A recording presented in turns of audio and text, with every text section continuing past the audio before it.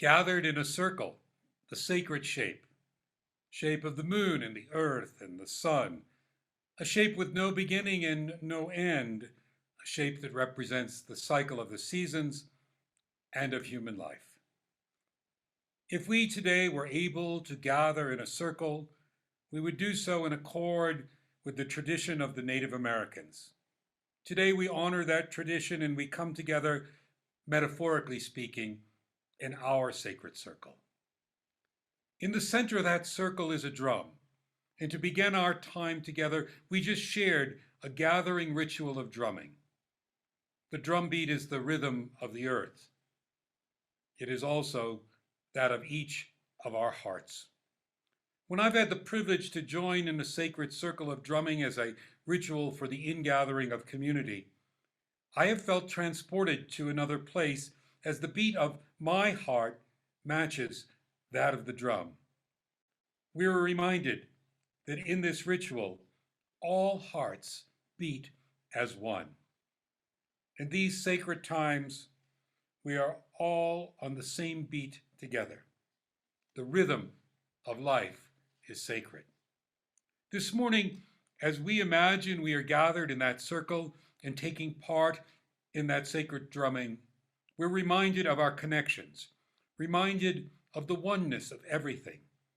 In the spirit of Native Americans and in the words of our seventh principle, we come together in affirmation of not just the sacred circle, but of the interdependent web of all existence, of which we are just one part. Good morning, and welcome to the Sunday morning service of the Unitarian Universalist Fellowship of San Miguel de Allende. Physically located in the center of Mexico, in the state of Guanajuato, but with members and friends from all across Mexico, the United States, Canada, and even beyond. We are your UU Fellowship, your spiritual community wherever you are. You're welcome here no matter your race, ethnicity, age, sexual orientation, gender identification, or theological beliefs. In fact, our diversity in all these areas enriches and deepens our experience, expands our horizon, and brings us joy. We are a very blessed community. After our service today, we hope you'll stay on for our virtual coffee hour where you can chat with old friends and meet new ones. And if you are new today, we want to extend a special welcome to you. And I hope to meet you after the service, and you'll hear about how to do that at the end of the service. Today, our speaker is a member of the fellowship and a highly accomplished academic. Dr. Davis Stea received a Bachelor of Science in Mechanical and Aeronautic Engineering from Carnegie Institute of Technology and a PhD in Psychology from Stanford University. He developed the new field of environmental psychology at Brown University and was a professor at Clark University. By coincidence, the university where both Malcolm and I taught for many years. David was also a professor at UCLA, the National Autonomous University of Mexico, and the Universitas Gadjah Mada in Indonesia, as well as a distinguished professor at the University of Wisconsin. He was also chairman of liberal and interdisciplinary studies at the Universidad Internacional de Mexico. He is Professor Emeritus of Geography and International Studies at Texas State University and a research associate of the San Miguel Center for Global Justice. He and his wife Silvia, who's also participating in today's service, live here in San Miguel and have done so since 2006. David will share with us his insights gained from more than 50 years of connection with and study of Native American culture. And now, as we do each week, we begin our time together with our own ritual, the lighting of a chalice. Just as we feel our oneness in the drumming ritual, we feel our oneness when we recognize that indeed we light a single flame with a spark from the fire that burns in each one of us. In doing so, we embrace not only each other, but life's mysteries. And we are reminded that truth resides within us, among us, and beyond us. Times can be cynical, yet we come together trusting in each other and in ourselves. As I light our chalice, I invite you to hear these words from the Lakota Nation.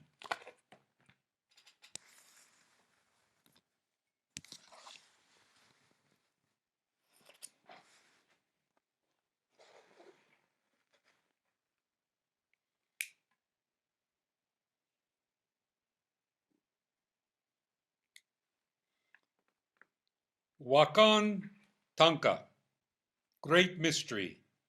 Teach me how to trust my heart, my mind, my intuition, my inner knowing, the sense of my body, the blessings of my spirit.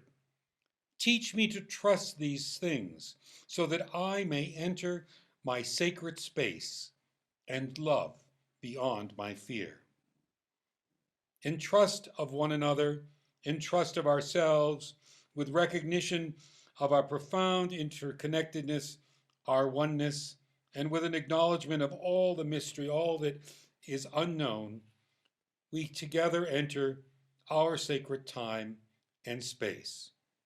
And now we bring our voices together as one. Please join in singing On the Dusty Earth Drum. The words will appear on your screen momentarily.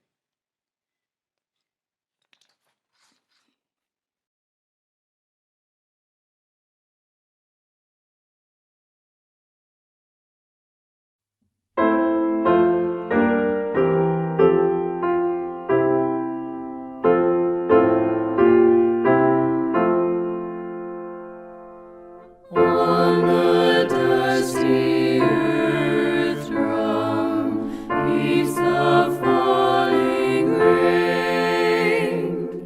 Now a whispered murmur, now a louder strain. Slender silvery drumsticks on an ancient drum beat the mellow music, bidding life to come. Slender silvery drumsticks beat the long tattoo. God, the great musician, calling life anew.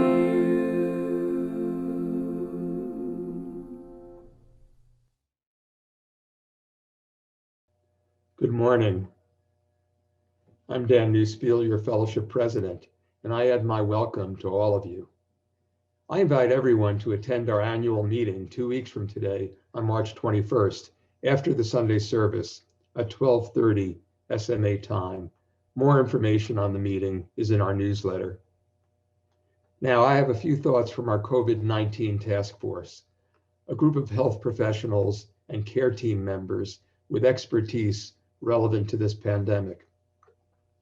We're hearing more about coronavirus variants that may be more contagious and may not be fully prevented by vaccines. Some of these might even infect people who have already had COVID. So how can we protect ourselves from them? First, we should all get vaccinated as soon as possible with whatever vaccine is available. Then the best way to prevent infection with a new virus variant is to stick to the fundamentals that we know work. So we should keep wearing masks, preferably upgrading to a better one, like an N95, KN95, or KF94, or get a surgical mask and adjust it to fit your face properly. These can better protect you from droplets and airborne particles, and they can prevent you from infecting others if you have the coronavirus. If you can't find a mask specifically designed to filter aerosols, a cloth mask worn over a surgical mask provides significantly better protection than a single cloth mask. And vaccinated people should still wear masks. Next, we should improve ventilation because the virus primarily spreads through the air in the form of droplets and aerosols, proper ventilation of indoor spaces that include non-household members is crucial for controlling virus spread. The CDC recommends opening doors and windows, using fans to increase circulation, and installing high-efficiency air filtration systems. Finally, we should socialize safely. It's likely that people who've been vaccinated can safely gather in small 3 or 4 person groups with others who've had the vaccine. And the CDC is now preparing specific recommendations about this. But people who are not vaccinated should continue to avoid activities that are considered high risk, like spending time indoors with people outside their family group, gathering in crowds, and skipping masks. It takes only one person to start an outbreak, and everyone can take steps to stop one.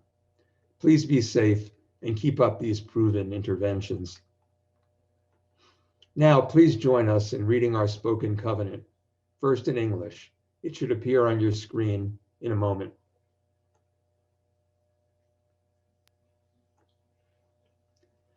We respect the interdependent web of life and work for a just and peaceful world. We encourage the search for truth and meaning, strive for compassion in our relationships, and seek values that will benefit our lives and the lives of others. This is our covenant. Respetamos todos los estilos de vida dentro de su red interdependiente y trabajamos por un mundo justo y pacífico. Alentamos la búsqueda de la verdad y la comprensión total. Nos esforzamos por mantener compasión en nuestras relaciones y buscamos valores que beneficien nuestras vidas y las vidas de los demás. Este es nuestro convenio. We now enter into a very sacred time in our service, a time when members and friends share significant joys, sorrows, and concerns with their community. When each is shared, we light a candle representing that that person or that thought or that prayer is with us this morning. If you would like to have a joy, sorrow, or concern shared in an upcoming service, please email it to me. If you would like to share something today and have not emailed it in, you may type it into the chat now.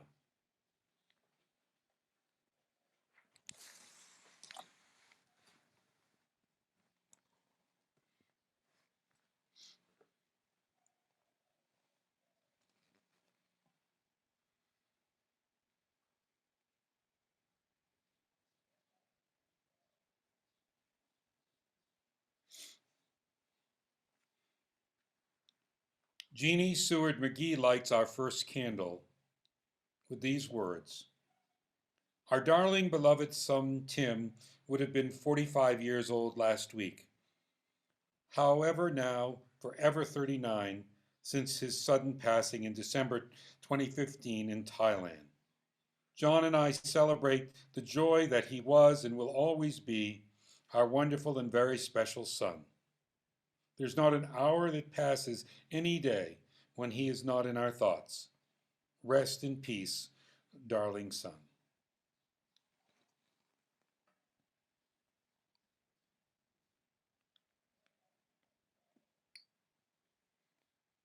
Lee Knox lights our next candle saying, I have great joy that my first annual follow-up CT scan of my lungs is cancer-free. Tomorrow is International Women's Day. We light this next candle for all the contributions women have made to our world, particularly for the incredible women in our fellowship and here in San Miguel, several of whom were featured in a Rotary Club tribute this week. Margot Johnson was the poet for the occasion, and Louisa Field, Elsemarie Norby, and Trish Schneider were among those recognized. Also acknowledged were all the SMA COVID heroines, including our own Bonnie McDowell and Kate Greenway. With this candle, we extend to all of them our appreciation for their work, and in so many ways for making our UU principles real in this community.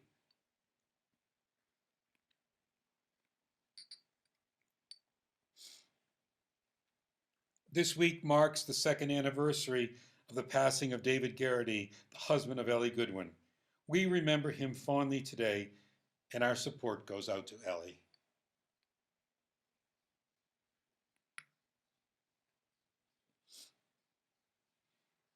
Once again, we light a candle for all those whom we've lost due to COVID.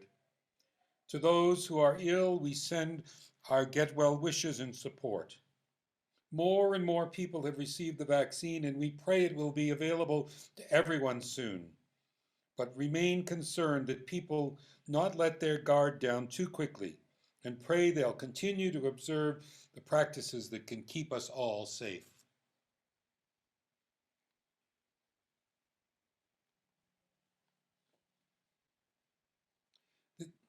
This next candle we light for Ann Feldman, who has come home from the hospital this week and is on the journey to full recovery.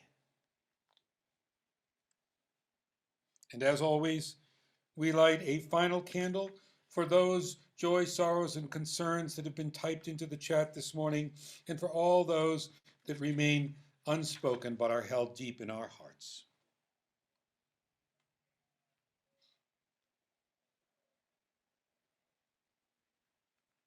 I invite you now into a time of meditation, reflection, or prayer, guided first by Native American words and then by Native American music.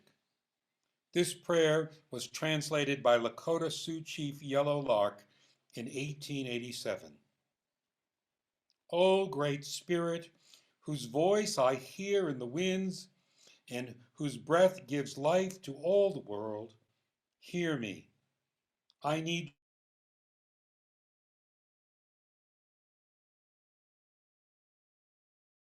walk in beauty. Things you have made in my ears sharp to hear your voice. Make me wise so that I may understand the things that you have taught my people.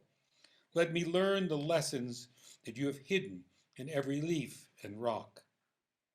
Help me remain calm and strong in the face of all that comes towards me. Help me find compassion without empathy overwhelming me. I seek strength not to be greater than my brother, but to fight my greatest enemy, myself. Make me always ready to come to you with clean hands and straight eyes, so when life fades as the fading sunset, my spirit may come to you without shame.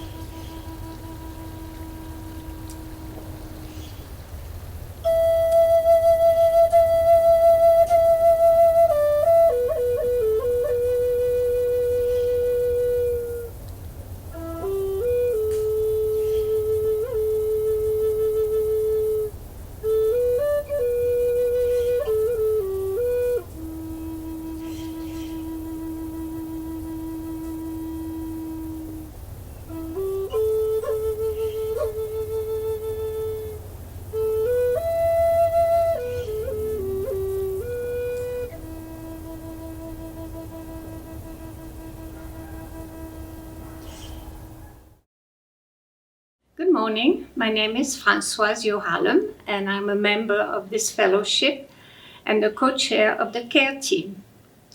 As a fellowship, we are dedicated to supporting each other and the surrounding community. One way we do this is by supporting Patronato por Niños, When we think about the many things that Patronato Pro Niño does for the children of the greater San Miguel area, we sometimes don't realize that it is much, much more than the dental program. PPN is key in providing a wide range of health services to the children and family of San Miguel.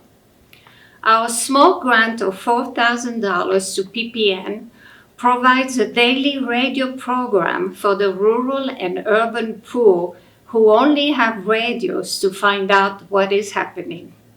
Through this grant, over 3,000 children received medical, dental, and psychological services last year. Each weekday, 5 mobile clinics travel to the villages of our community to provide this help. One example of this help is a child that had a severe cleft palate. Because of PPN and the radio program with support, the parents knew to bring the child to a mobile clinic for their dental work. While there, the child's cleft palate was assessed and found to be treatable. PPN arranged for the surgery and follow-up, and now that child can function without the physical problems and social stigma attached to a cleft palate. Instead of being kept in a bedroom at his home, a happier life was created and he was able to go to school, have friends, and explore life's opportunities. Thanks to our grant, thousands of children have received these services. But if only one child had been helped, our investment would have been profound. As you contribute today, please know that through your generosity, many organizations are able to receive our financial support to help alleviate critical problems that our neighbors face. Instructions on how to donate will appear on your screen shortly. Thank you.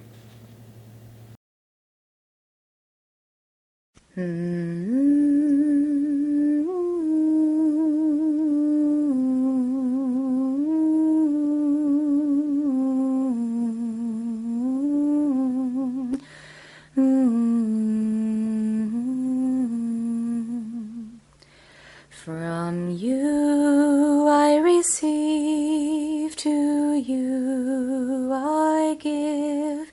Together we share, and by this we live.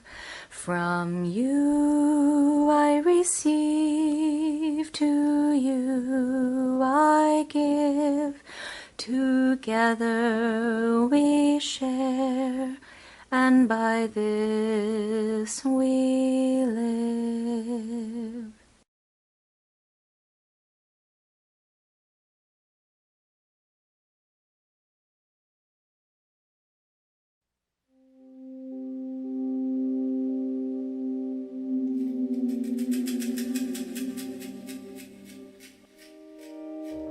They made a park out of my grave.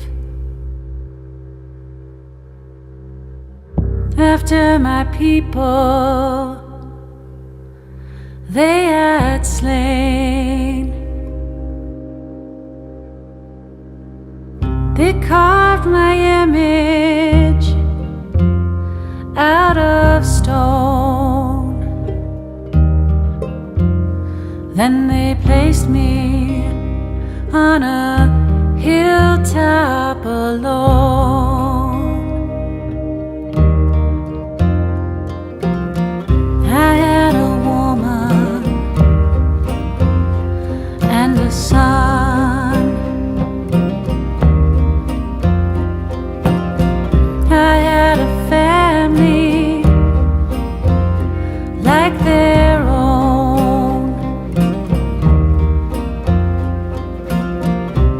All my arrows and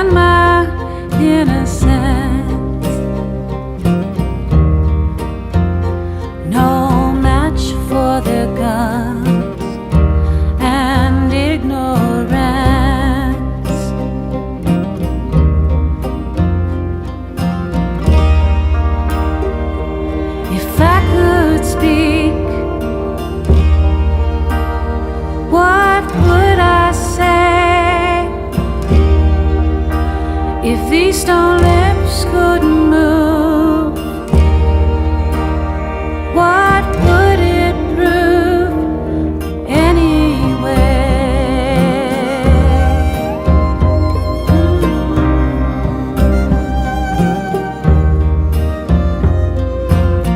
Who was the first in this place? Not their people, but my race.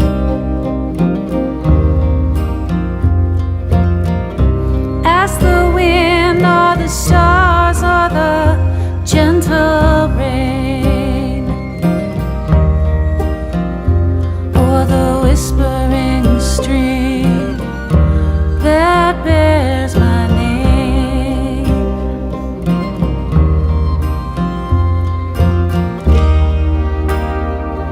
If I could speak, what would I say? If these stone lips could move, what would it prove anyway?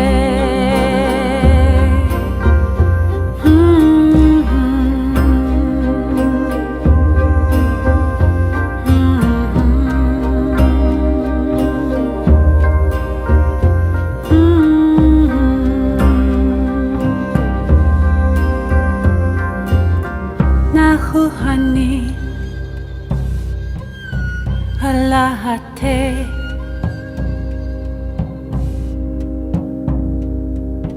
Nahuhani Alahate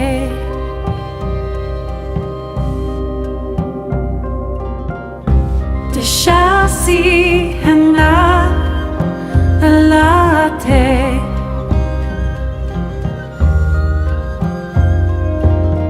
They shall see and not Alahate Alahate Alahate Alahate Alahate.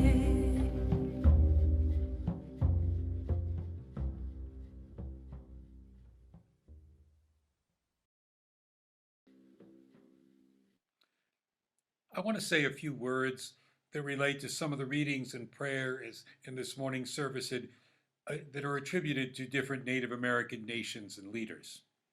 Most of these words were spoken, not written, in native languages. Many were part of oral tradition and changed over time. The forms in which we find many of them today are likely heavily edited to fit the poetic sensibility and purposes of white folks. It's important that we note this, remembering that other cultures are not ours to appropriate and portray as we wish. At the same time, we as Unitarian Universalists acknowledge that we draw inspiration from the Native American and other earth-centered traditions which have much to teach us, especially in relationship to our seventh principle, respect for the interdependent web of all existence of which we are a part. Even though these words may not be precisely as spoken, I believe they still carry the essence of the message of these indigenous people. We share them today in part as a way to affirm our solidarity with those indigenous communities. In a moment, Silvia, Elguea, Stea will read part of what has become known as Chief Seattle's letter. What we do know of this text is that it was not a letter at all, but a speech delivered by who white folks call Chief Seattle in his native language in the 1850s. It is likely adapted by those who have translated it and passed it on. Of doubtful authenticity, it nonetheless captures much of the Native American teachings. I invite you to listen to Silvia read it now. Every part of the earth is sacred to my people. Every shining pine needle, every sandy shore, every mist in the dark woods, every meadow, every humming insect. All are holy in the memory and experience of my people. We know the sap which courses through the trees as we know the blood that courses through our veins. We are part of the earth and it is part of us. The perfumed flowers are our sisters, the bear, the deer, the great eagle, these are our brothers. The rocky crests, the dew in the meadow, the body heat of the pony and man, and all belong to the same family. The shining water that moves in the streams and rivers is not just water, but the blood of our ancestors. The water's murmur is the voice of my father's father. The rivers are our brothers. They quench our thirst. They carry our canoes. They feed our children. So you must give the rivers the kindness that you would give any brother. Remember that the air is precious to us, that the air shares its spirit with all the life that it supports. The wind that gave our grandfather his first breath also received his last sigh. The wind also gives our children the spirit of life. Will you teach your children what we have taught our children? That the earth is our mother? What befalls the earth befalls all the sons of the earth. This we know. The earth does not belong to man. Man belongs to the earth. All things are connected, like the blood that unites us all. Man did not weave the web of life. He is merely a strand in it. Whatever he does to the web, he does to himself. Good morning, all, and thank you so much for giving me this opportunity to share a subject very close to my heart. I asked to have this presentation scheduled for March, as it is the birth month of two prominent American Indians, centuries apart, Pocahontas and Chief Joseph of the Nez Pierce.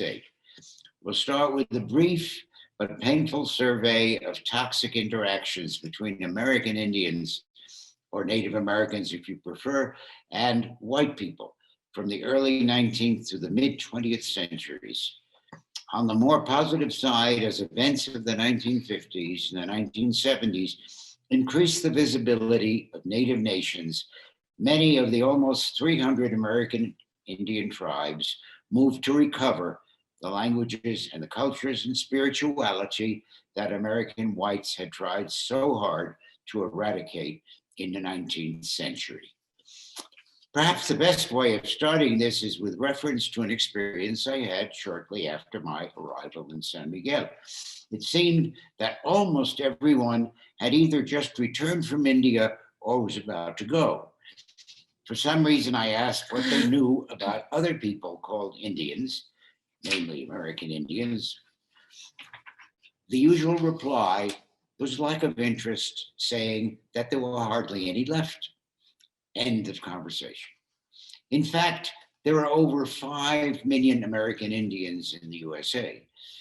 That led me to reflect upon my half-century of experience with Native Americans and upon American Indians' experience with white Americans over the past 2 centuries. The American experiment in Indian displacement and extermination did not go unnoticed elsewhere in the world. It was the inspiration for Adolf Hitler's final solution, which is why I call it the American Holocaust. Thus, the history of the first 3/4 of the interaction, starting with the Trail of Tears in the 1830s, is simply too sad to lend itself to a brief summary, but I'll try.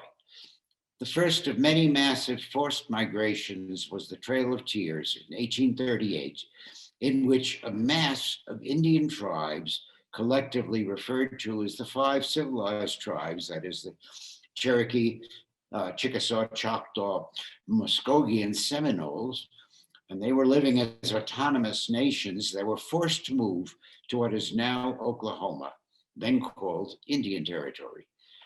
Other tribes not native to Oklahoma were subsequently resettled, not too peaceably, in Indian Territory until 1889, when Oklahoma was opened to white settlement, from which the name Sooner is derived. Time forbids going into detail about this. Meanwhile, as the war between the states drew to a close, national U.S. attention was shifted to the Southwest. Tribes such as those of the Apache and the Navajo, which had once been a single people, received special treatment. The Navajo's tragic long walk was actually 53 long walks between 1862 and 1866, forced them from their western New Mexico homeland to the desolate Bosque Redondos of eastern New Mexico, during which, and their subsequent diaspora, many died. Once estimated at some 25,000 in number, only about 2,000 remained when they were allowed to return to their homeland in 1868. Gold fever generated other genocidal massacres. First, as an almost halving of the Indian population of California after the 1849 gold rush. Later, to protect the Black Hills, Colonel George Armstrong Custer's divisions were decimated. Partly in reaction to this, the US government attempted to stamp out indigenous cultures and religious ceremonies, particularly the sun dance. It was this policy which led to the massacre at Wounded Knee in 1890, when the US military killed some 300 barely armed natives, as a result of which 20 soldiers were awarded Congressional Medals of Honor. Just 2 weeks ago, 2 weeks before today, action was taken at the national level to rescind these Medals of Honor over 130 years after they had been awarded for participation in a massacre. After Wounded Knee, the American Holocaust began to wind down. The 20th century gave birth to some positive events, partially as a result of their distinguished service during World War I. American Indians were granted citizenship by the federal government in 1924. Unfortunately, this was not recognized by all states, nor did it change their economic status at the bottom of the totem pole. Following World War II, during which American Indians' their distinguished service was made visible through the fame of the code talkers, attention was again drawn to the, in quotes, Indian problem.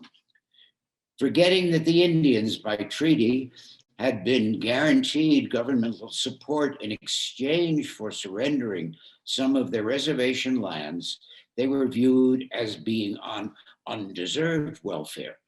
What to do with those who had not accepted individual allotments of land under the General Allotment Act of 1887?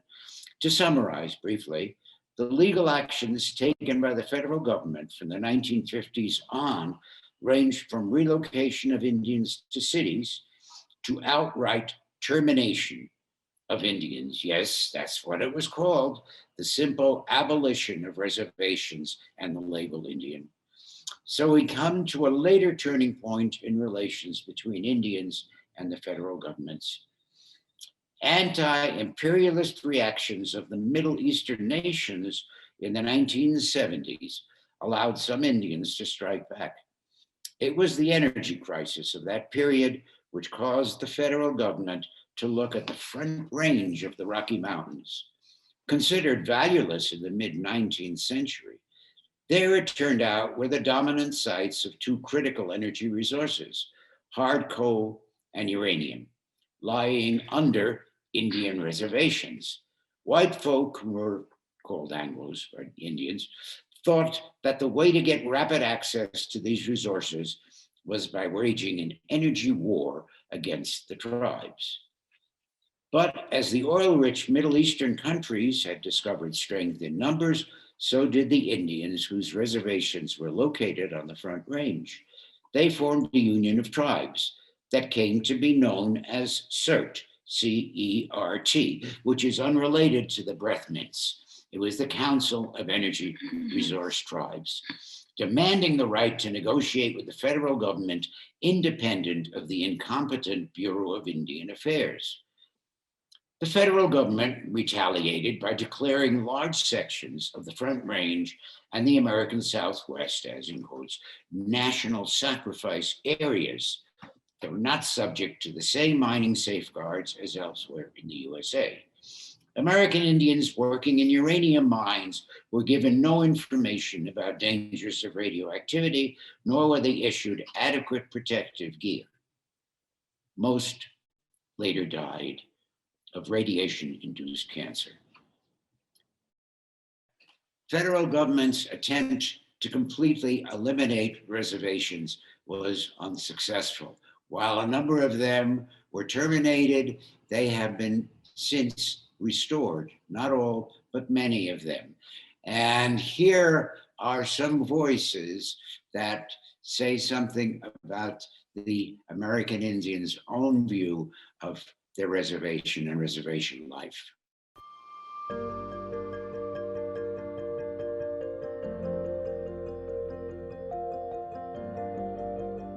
Bleak.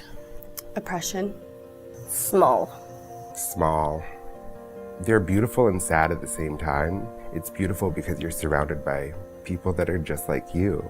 But it's sad because everything that affects big cities, whether it's drugs or alcohol or everything's magnified on a reservation. You see it up front, like in your face. Man. Prison. It's like where we're trapped. I think it's the most common misconception about reservations. That there's some kind of abundance, that natives are happy, that they're caring for each other, that they live in some ancient way. Unfair, because they're not as good as other lands. They're the land that the government and people don't want. Trapped? It wasn't great farmland, it wasn't great homeland, and so it kind of feels like a place off to the side. There are no good reservations. Here's your reservation. You can't go across that boundary. This is your reservation. And I grew up on a Navajo reservation, and we're one of the few lucky people that got to remain where our homelands are. But there are other reservations where people were forced there, and they can't fend for themselves like they used to do in the old days. You can't hunt anymore, you can't fish anymore, because you're just stuck on a reservation on these substandard housing, living in third world country conditions. Youths killing themselves because there's no future, there's no hope. That's a reservation to me. Another important milestone was 1978 when the American Indian Religious Freedoms Act was passed, ending a century and a half of forced acculturation, finally recognizing their right to their indigenous religious practices and beliefs. From this point on, we'll concentrate upon life and spirituality of the most numerous American Indian tribes, Navajo, whose reservation spans 3 southwestern US states. I began working with them in 1968, continuing on and off until a few years ago. After the arrival of Spanish colonists many centuries ago, the Navajo became primarily shepherds, enabling them to create the rugs for which they became famous.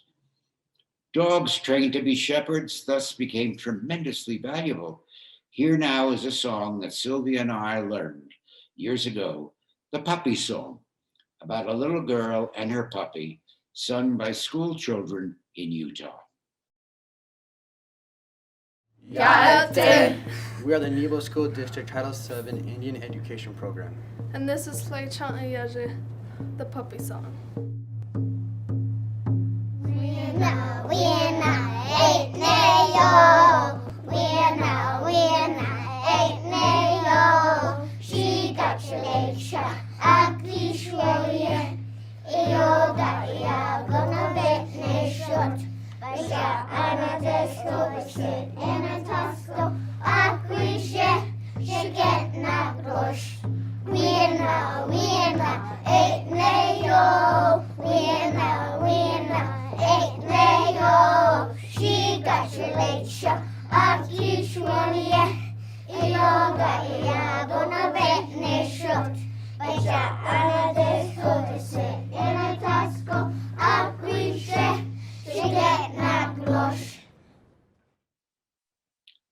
Navajo life also revolves about their traditional history, which inheres inextricably in their landscape. In the words of Willie Gray Eyes, these lands offer a form of healing that we want people to accept so that we can live in harmony together. Leonard Gordon says, Navajo human rights are centered on place. In our sense, we're here and we're not going anywhere. Thus, the environment is incorporated into spirituality, represented in their multi-day curing ceremonies. Entrances to their traditional houses, which are called hogans, must face east so that the person saying the morning prayer may face the rising sun. Fundamental to the Navajo culture is the concept of hoshok, which is harmony, to living in beauty and walking in beauty. As opposed to the other Navajo, or they call themselves Dine, as opposed to the other Navajo chant ways, which are used to effect a cure to a problem or sickness, the blessing way, Hosho, is used to bless the one person who is sung over, the person being cured, to ensure harmony. Above all, this is part of Hoshos, who's good luck, good health, and blessings for all that pertains to them. Here is one translation of a small part of the closing chant of the Blessing Way ceremony. In beauty I walk, with beauty before me I walk, with beauty behind me I walk, with beauty above me I walk, with beauty around me I walk. It has become beauty again. Today I will walk out, today everything negative will leave me. I will be as I was before. I will have a cool breeze over my body. I will have a light body. I will be happy forever. Nothing will hinder me. That is part of the Blessing Way ceremony, and I've been pleased to be able to present that part. I did not give you the original Navajo. Whenever I ask Navajos about what's most important to Navajos, the answer was invariably the same: land and language. And here's the book that resulted from that research. It resulted, both of these concepts are essentially spiritual attachments. And my interest is the relation between the two, which led to a 12-year project, which resulted in this book, published in 2019, called An Illustrated Dictionary of Navajo Landscape Terms. Now you've heard the Blessing Way, and I wish that your way shall be blessed.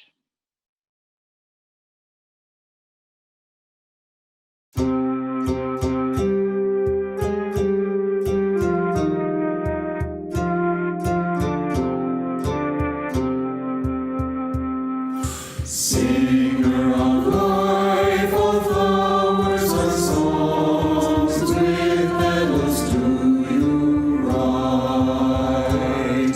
Singer of life, you come.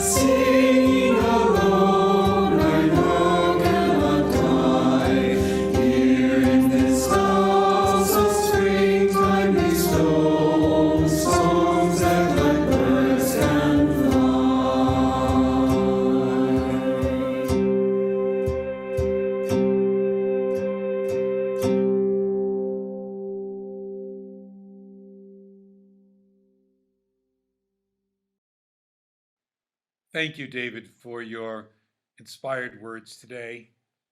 And thank you to all those who participated in today's service. And thank you to you for being here with us. And we hope you'll join us again next Sunday or during the week for the many other fellowship activities and events. To learn more about all of these very interesting events hosted by our active fellowship, please go to our website, uufsma.org. I want to draw your attention to one event in particular. I will be teaching a 3-session course called Exploring Unitarian Universalism on 3 consecutive Thursday afternoons starting March 11. Diana Amaya is again assisting me with the course and sending out materials. Tomorrow is the cutoff day for registering, and we can take a few more people. So if you are interested, please email Diana. Her email address is going to be in the chat in just a moment if it isn't already there. After the postlude, I hope you'll stay on Zoom for some social time. You'll have an option to join a breakout room, and feel free to do that. But if you're new with us today, I and some other members of our welcoming team would love to meet you. So if you will, just do nothing, stay in the main room, and you'll be connected with me and some other folks. Our benediction today appropriately comes to us from the Cherokee Nation. May the warm winds of heaven blow softly upon your house. May the Great Spirit bless all who enter there. May your moccasins make happy tracks in many snows, and may the rainbow always touch your shoulder. We now will extinguish the flame, but not the light. That we carry with us as a guiding beacon for the week ahead. May we dance our way to joy, to the beat of earth's drum, and may peace be with you till we meet again.